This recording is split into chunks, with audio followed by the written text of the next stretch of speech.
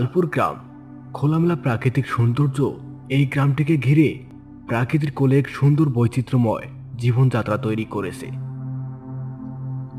কয়েকটা বাড়ি এদিক ওদিক ছড়িয়ে ছিটিয়ে রয়েছে। নামে গ্রাম হলেও বেশিরভাগটাই ফাঁকা মাঠ, পুকুর, জলাশয় আর ছোট বড় তাল গাছে ভরা। ঘটনাটি ভরা তালের সময়। গ্রাম থেকে তাল নিয়ে অনেকে শহরে বেচে। গ্রামে এত তাল গাছ যে তালের কোনো অভাবই হয় না। প্রত্যেক বারের মতো এবারেও বেশ সব গাছেই তাল হয়েছে। শুধু এই গ্রামেই নয়, বাহিরের গ্রাম থেকেও অনেকে তাল কুড়াতে আসে।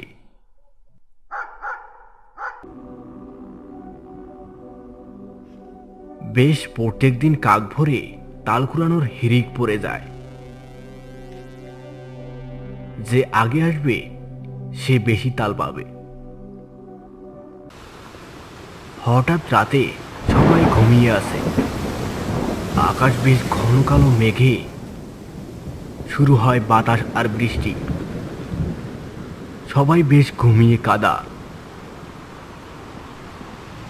গ্রামের শেষ প্রান্তে গরিব ঘরের ছেলে রাজু না ঘুমিয়ে ভাবছে, এখনই যাই, না না আর একটু ভোর হোক, আজ সব থেকে বেশি তাল পাওয়া যাবে। বাতাসটাও তো আর কম হলো না। না, এখনই যাই।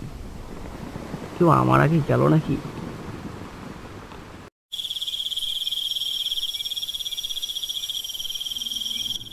চারদিক ঘন কালো অন্ধকারে একখানা বস্তা নিয়ে চলছে। চারদিক নিঝুম। চোখ দিয়ে তাকালে রাজু বেশ দূর থেকে তাকিয়ে দেখে ছড়া তাল গাছের নিচে পড়ে আছে।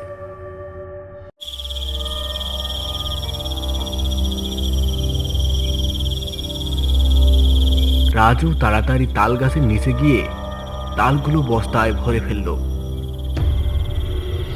সামনের তাল গাছের দিকে এগিয়ে গিয়ে দেখে সেখানেও বেশ কয়েকটা তাল।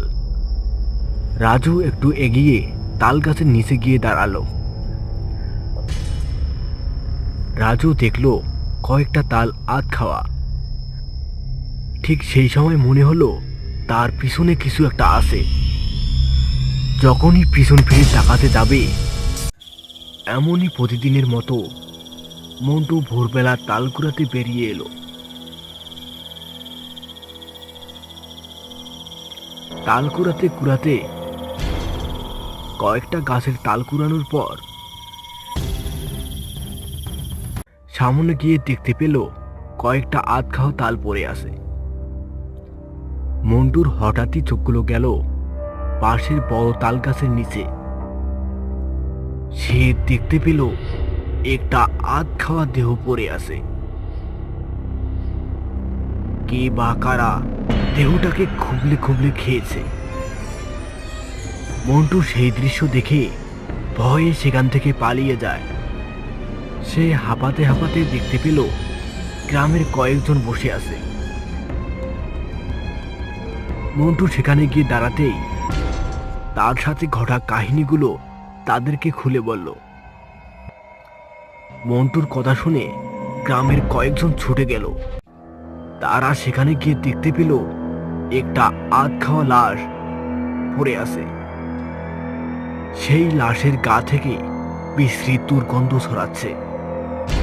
তারা আর এক মুহূর্ত দেরি না করে কয়েকজন মিলে ধরাধরি করে নিয়ে গিয়ে গ্রামের শেষ প্রান্তে সেই পচা পুকুরে ফেলে দিল। তারপর থেকে গ্রামে হইচই পড়ে গেল। কিন্তু কার দেহ, গ্রামের লোকেরা এখন পর্যন্ত বুঝতেই পারেনি। সেই দিন বিকেল বেলায় এই ঘটনা নিয়ে বলা বলি করছিল। ঠিক সেই সময় মন্টু এসে, শুনেছো দাদু, গ্রামের রাজুকে নাকি সকাল থেকে খুঁজে পাওয়া যাচ্ছে না। কি বলছো? তাহলে ওটা কি রাজুই? বেশ কয়েকদিন খোঁজাখুঁজি করার পরেও রাজুকে খুঁজে পাওয়া গেল না। এভাবে বেশ অনেকদিন কেটে গেল। তারপর সবাই ভেবেই নিল সেই দেহটা রাজুরই ছিল। তারপর থেকে এই ঘটনা নিয়ে গ্রামে আর কোনো আলোচনা শোনা যায়নি। এরপর থেকে বেশ আগের মতোই স্বাভাবিকভাবেই দিন কাটছিল। তবে তারপর থেকে ওদিকটায় ভয়ে কেউ যায় না।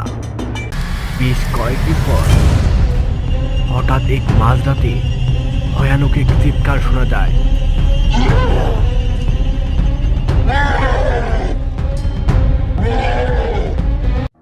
মনে হলো ভয়ঙ্কর কিছু একটা আর্তনাদ করছে।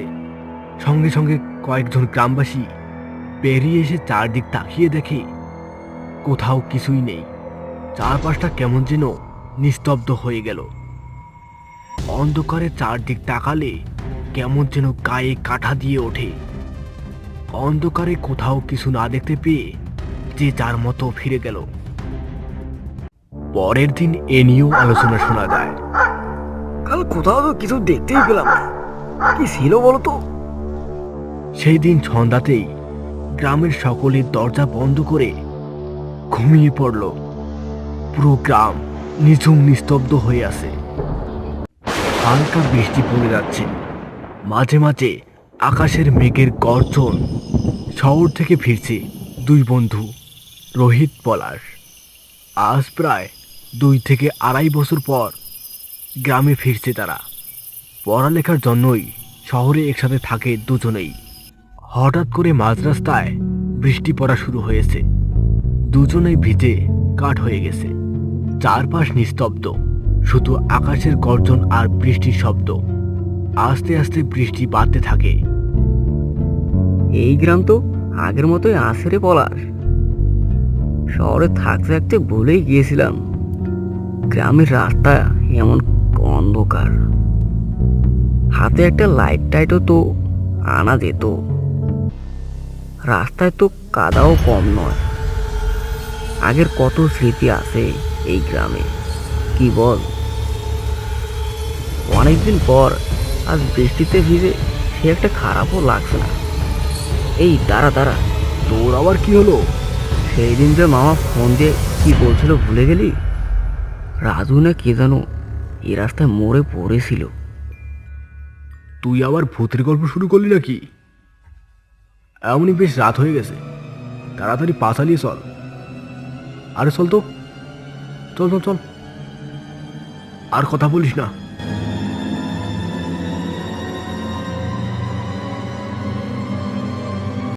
আর দুই বন্ধু তাড়াতাড়ি পা চালিয়ে যেতে থাকে। হঠাৎ সামনের তাল গাছগুলো বেশ নড়ে চড়ে উঠল। দুজনেই ভয়ে দাঁড়িয়ে পড়ল। এমন রাতে কোনো কিছুর চাবানোর শব্দ ভেসে আসছে। মনে হচ্ছে কাছাকাছি কিছু একটা আছে। দুজন দুজনের মুখের দিকে তাকিয়ে হঠাৎ তাল গাছের সাইড দিয়ে একখানা ছায়া পড়ল। দুজনেই সঙ্গে সঙ্গে আর একটি তাল গাছের আড়ালে দাঁড়িয়ে পড়ল। আকাশের গর্জন বেশ ভয়ানক শব্দ ধারণ করছে। এদিকে শব্দ হচ্ছে কেউ কিছু একটা খাচ্ছে। তাল গাছগুলো থেকে বেশ থরথর শব্দ হচ্ছে। ঠিক তখনই পলাশের চোখ গেল গাছের উপরে। দেখতে পেল গাছের উপরে কালো ছায়ার মতো কিছু একটা বসে আছে। হঠাৎ উপর থেকে লাফ দিয়ে নিচে নেমে এলো। রোহিত আর পলাশ দুজনেই বেশ ভয় পেয়ে গেল। তারা ভয়ে দুজনেই ভাষা হারিয়ে ফেলছে। কি করবে বুঝতে পারছে না। হঠাৎ আচমকা বিদ্যুৎ চমকার আলোয় স্পষ্ট দেখা গেল লম্বা কালো কুৎসিত চেহারায় মানুষ রূপী পিশাচ। এমন সময় রোহিত বলে উঠল, ওটা কি রে? পালা পালা পালা, পলাশ বাঁচতে আসতো, পালা।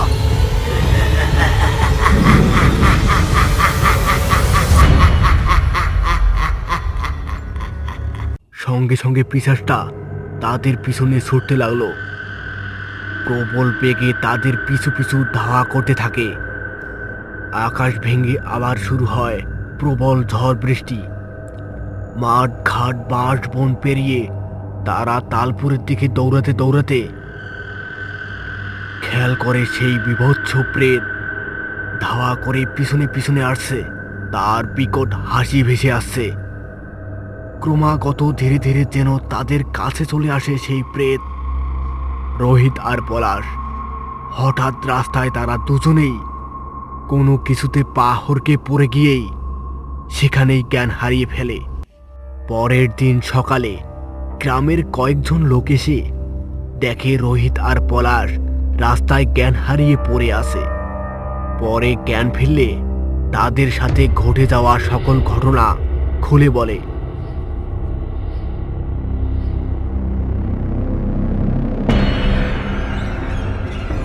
সঙ্গে সঙ্গে মন্টু চলে গেল তান্ত্রিকের কাছে।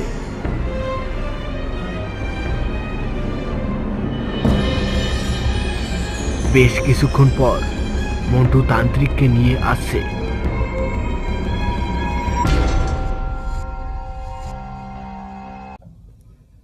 এই প্রেত কোনো সাধারণ প্রেত নয়, সে এক অভিশপ্ত আত্মা। তার জন্মই হয়েছিল মৃত্যুর ছায়ায়। সেই ছিল এক অনাথ প্রেত। সেই রাতে যজ্ঞ করতে তাল গাছের নিচে বসে পড়লেন তান্ত্রিক। গ্রামের সকলকে সাইডে থাকতে বলে।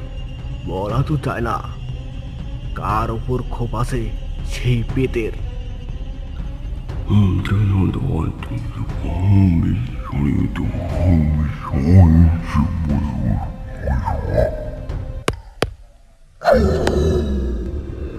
তাল গাছটা থরথর করে নেমে এলো সেই ভয়ঙ্কর প্রেত। গ্রামের সবাই এই দৃশ্য দেখে পুরো হতভাগ হয়ে গেছে। আগুন ধরে সেখানেই মিলিয়ে যায়। তারপর থেকে গ্রামবাসীরা আগের মতোই বসবাস করতে থাকে। এমনই হারহিম করা ভয়ঙ্কর সব ভূতের গল্প পেতে চ্যানেলটিকে সাবস্ক্রাইব করে পাশে থাকা বেল আইকনটি বাজিয়ে দিন।